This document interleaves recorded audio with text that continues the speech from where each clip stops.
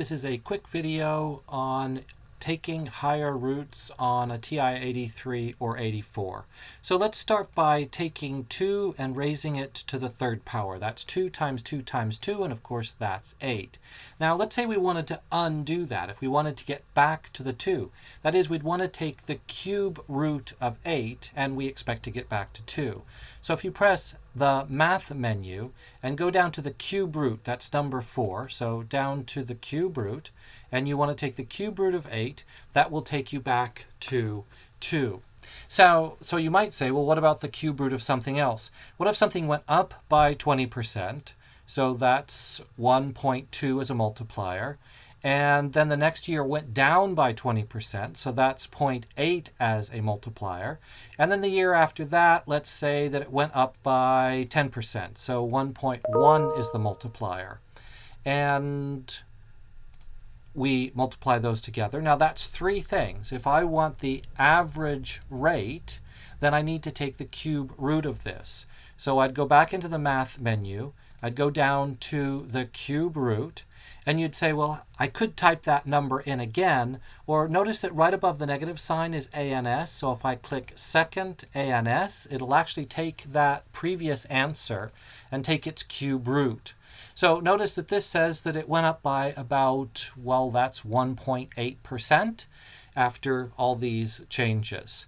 Now, you might then say, well, what about 4 things?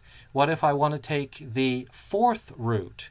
Now, to do that, let's go into the Math menu to look at how that looks. Now, if I go down to number 5, there's an X there, and now allowing me to take a root higher than 3.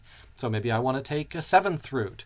Now notice that if I click on 5, it's putting the answer to the previous problem inside that root. So that's not what I want at all. So I'm going to clear that.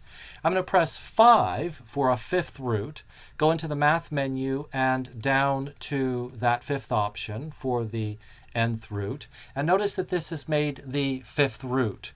So if I wanted the 5th root of something like 1.268 or something like that, it will take the 5th root for me.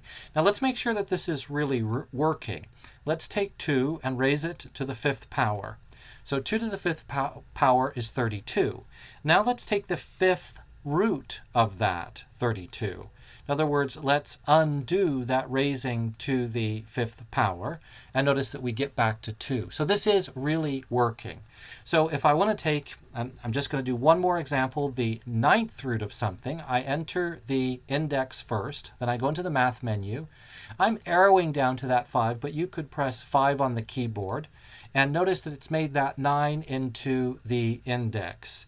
And then whatever it is that we want to take the 9th root of, and press enter, and there it is. Now I can check this by raising it to the 9th power, and I should get that 1.3596 back. Now that was just a check. Remember, the 9th root is 1.03. I just did that last step to check that I got back to where I started from.